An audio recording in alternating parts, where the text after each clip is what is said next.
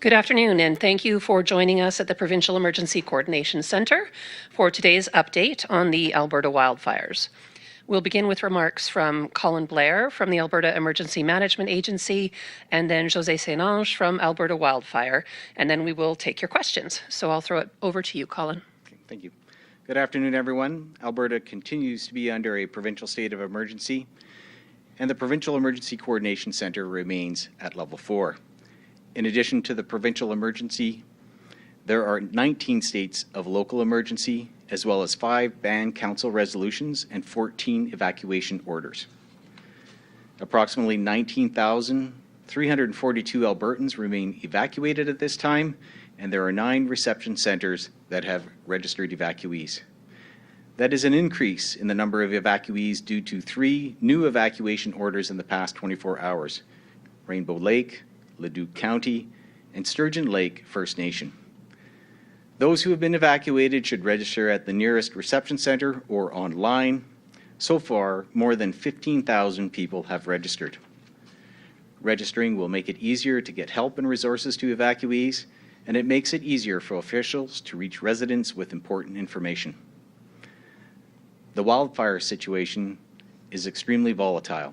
Hot and dry conditions throughout much of Alberta present an ever-increasing risk of new wildfires starting and the potential for current wildfires to grow quickly. This situation represents a significant and unpredictable threat to many communities in our province. For those who are in a community that's on an evacuation alert, I cannot stress strongly enough the need for residents to be prepared in case there is an urgent need to evacuate. Things can change quickly, and an evacuation order may be issued with little warning. I want to reinforce the importance of being prepared for oneself, one's loved ones, and one's pets. We've got great information how to prepare for an evacuation available on the Alberta government website. You can also find Alberta emergency alerts by visiting the emergency alert site. Preparing in advance will keep residents and their loved ones safe. We encourage all Albertans in potentially impacted communities to stay informed by paying attention to the emergency alerts and local news updates, and to follow their local authorities' social media accounts and download the Alberta Emergency Alert app. Everyone should know what to do, where to go, and how to stay in touch with each other for those who are not together or at home when an evacuation order is issued. Residents should also remember to stay connected with neighbours and community members. Contact from friends and neighbours during an emergency can help us all stay safe and feel supported. In your preparation, it is crucial to pack an emergency kit that will last for a week or more with essential items like medication, identification, a first aid kit, flashlights, batteries, non-perishable food, cash, and clothing. The kit should be kept in an accessible location, and please have a plan for your pets. Consider how you'll gather and transport your pets, where you'll go, and what you'll bring, including items such as their food, medication, leashes, and carriers. You can find more tips and information online at alberta.ca. We have also heard from Albertans who are concerned about the security of their home and property if they must evacuate. Alberta RCMP provides tips on their website on how Albertans can protect their properties in advance of being evacuated, and it includes updates on what the RCMP are doing in specific areas. Those in affected areas by wildfires are encouraged to opt in to this free voluntary system.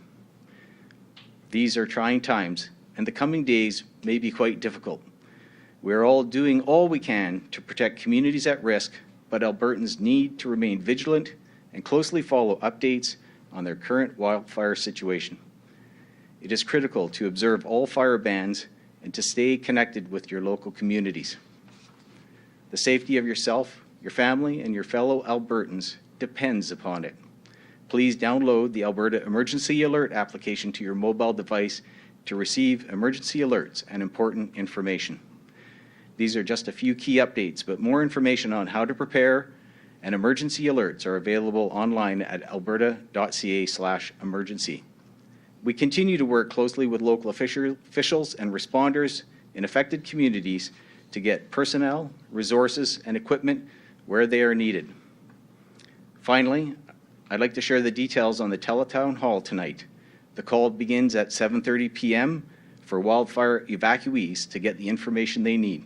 Thank you, and I'll now turn things over to Jose from Alberta Wildfire for more information on the provincial wildfire situation.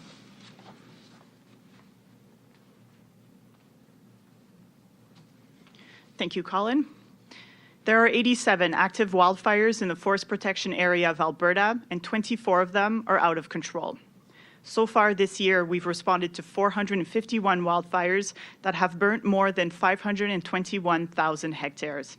You can get up-to-date numbers by accessing our interactive map on the Alberta Wildfire Status page.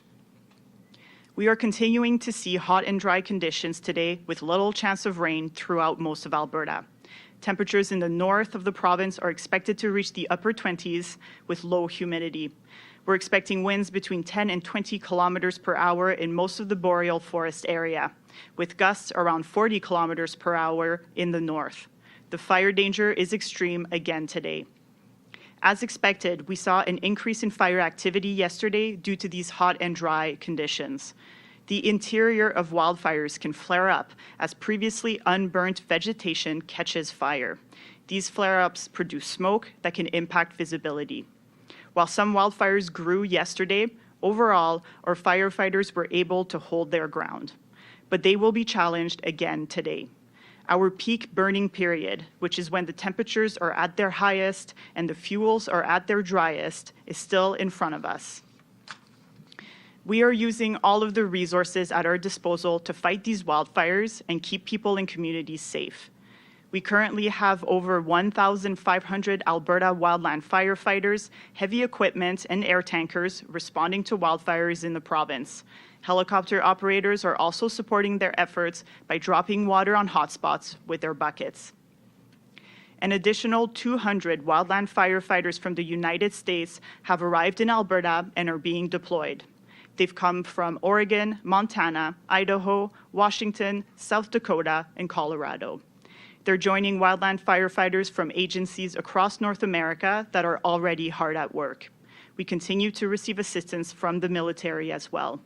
In total, more than 800 people from other agencies are helping us fight these wildfires. We are very thankful for their help. The wildfire danger is extreme in most of Alberta and will continue to increase in the coming days. The fire danger is also climbing in the south of the province. We thank Albertans for doing their part to prevent human-caused wildfires.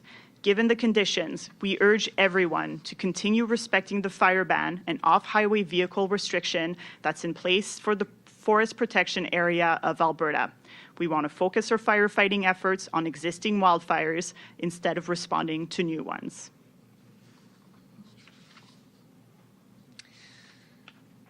Thank you. As there are no questions in the room, I think we will go to Francois, who's on the line from Radio-Canada. Francois?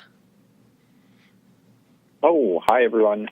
Couple of questions. I'm hoping we can get Jose in French and in English as well on them. So first of the questions was, how has this weekend gone compared to what you guys were expecting?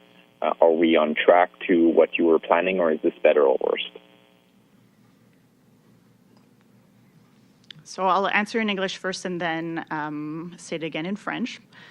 So far this weekend, we were expecting high wildfire activity and an increase in fire behavior throughout the province, and that is what we're seeing on the ground. Our crews have had the opportunity to work at building fire guards and containment lines around wildfires, and for the vast majority, those are holding. So they are in a good position to continue making progress, but we are expecting challenging conditions to continue, and that will be the case for the next few days as these hot and dry conditions persist. nous avons vu des conditions extrêmes dans la province hier et ça continue aujourd'hui. C'est causé par du vent, de la chaleur et des conditions extrêmement sèches. Alors, on s'attendait à voir de l'activité de feu qui s'intensifie dans la plupart de la province et c'est ce qu'on a vu. Mais grâce à les progrès que nos pompiers ont pu faire dans les derniers jours à construire des coupe-feux et des lignes d'arrêt autour des feux, nous sommes dans une bonne position pour continuer à les défendre et on a fait des progrès cette fin de semaine. Francois, did you have a follow-up? Yeah, and same thing again, both languages if possible. Do you guys see any peak in view? Like, is there any moment you're going to be able to say, like, we've passed the peak of this fire crisis, or is that going to be continuing in the same pace for weeks?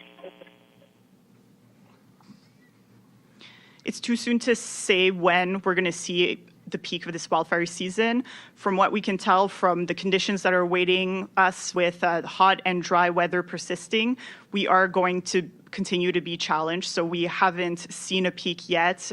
Conditions will remain hot and dry and windy in the coming days. So we're expecting more challenging conditions as we progress in this heat event. Let me collect my thoughts in French.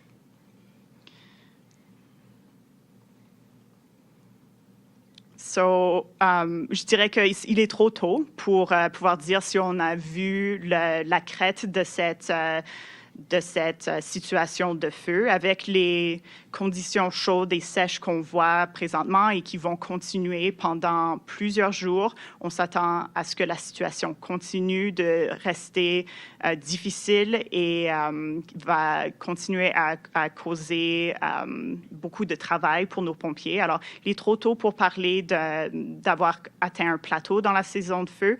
On voit des conditions très chaudes et sèches qui vont continuer. Donc, on s'attend à avoir davantage d'activités de feu sur l'étendue de la province dans les prochains jours, peut-être même les semaines.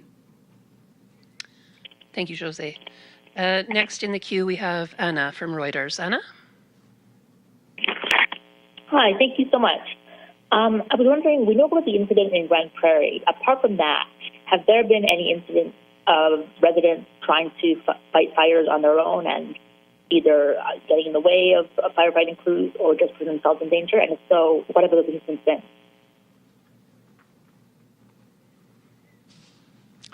Hello, Anna. That's a great question. Yes, we are aware of the one that happened in the county of Grand Prairie. And while I don't have other specific examples, I think the message is important here that these are complex situations that require close coordination. And again, we urge Albertans that if they're keen on volunteering and supporting, they do need to get in touch with their local authority, or they can send an email to albertaemergencysupports@gov.abca to indicate their desire to assist. From there, they need to wait and be patient as we work through processing this. So it's happening at not only the provincial level, but also the local level. But they need to be patient and wait because we want to pool resources. We don't want to push resources. The local responders need to be in control of the situation, so they will pull as they require. Thanks. Anna, do you have a follow-up? Yeah, thank you. Have you gotten a lot of people contacting you through those methods, wanting to contribute, wanting to volunteer? Hi, Anna. I can say at the provincial level, we've received 300 emails. These are being processed. We're checking to make sure that people are qualified and capable and the resources are available. From there, that information is being provided to the key departments. So we're coordinating this at the Emergency Coordination Center and sharing it with lead departments. Again, as resources are required, those people will be contacted if and when they're needed. Thanks, Colin. Next in the queue, we have Julia from CBC. Julia, go ahead. Hi, thanks for taking my question. The province has brought in firefighters, and I imagine still looking for more. We've spoken with municipalities who say they want more support from the province, but they're going on their own and they're privately contracting firefighters as well. And I can only imagine that everyone is drawing from the same pool. I wonder if you can talk about the competition that there is right now for firefighters.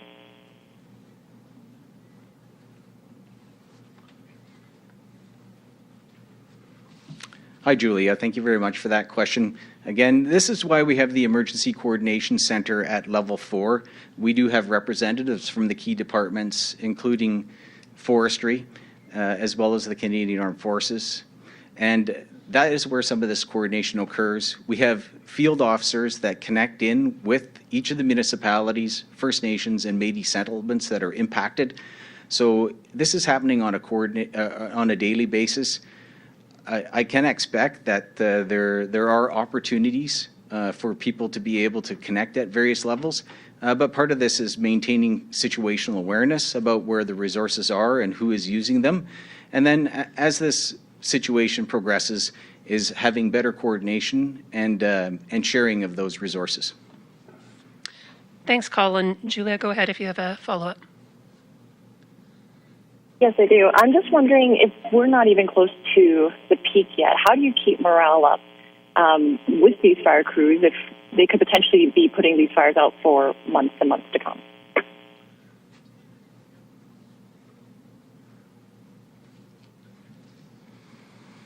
There's no doubt that our firefighters are working extremely hard right now. They've been working around the clock since these wildfires started to try to bring the situation under control, and there's a lot of work ahead of them still.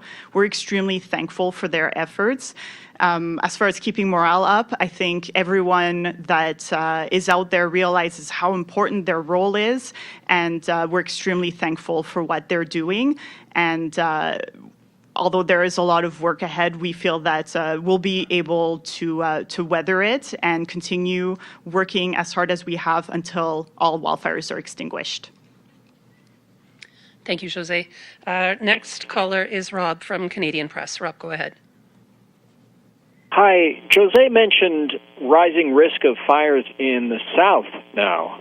I'm wondering, are there any areas in particular you're looking at, and what will the province do if it has to then also fight fires in the south as well as the north?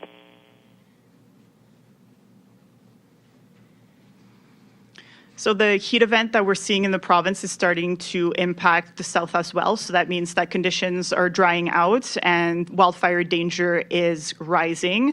We're not quite at the same extreme levels in the south as we are in the north, but as that fire danger keeps climbing, the way we prepare is that we position our resources in strategic places so that they're able to react quickly to new wildfire starts. So we'll be analyzing the situation in the coming days, seeing where the fire danger is the highest, and moving our resources around appropriately to be able to respond to any new wildfires that may start in the south of the province. But it's important to remember that Albertans can play a big role in preventing human-caused wildfires, so we ask everyone to be extremely vigilant and to continue following the fire ban that's in place and the off-highway vehicle restriction. Rob, go ahead if you have a follow. Yes, I'm figuring that most of these resources you're talking about are going to be in the north right now. Would that mean taking some resources away from the north to fight fires in the south?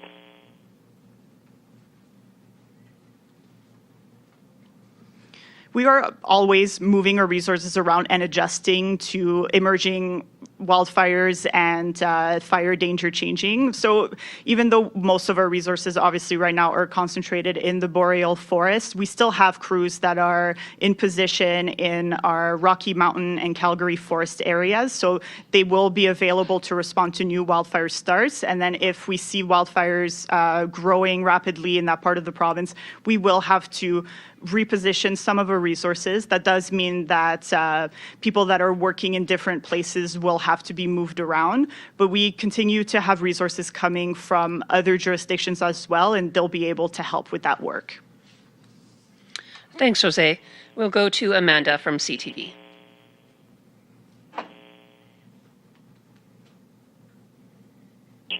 Sorry, I was just trying to unmute there. Thank you for taking my question. Still on resources, with the fire risk in BC, if things flare up there, what does that mean for our resources? Are we going to lose firefighters here in the province? Will American crews be redeployed? Can you speak to that?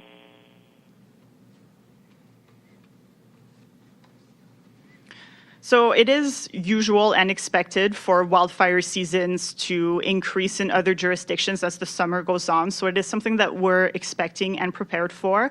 These partnerships exist between provinces and other agencies for that very reason. So it's something that we will address when the time comes, but we do feel that within North America and all the resources that are available to us, we'll be able to keep getting enough people to continue fighting these wildfires as the situation evolves.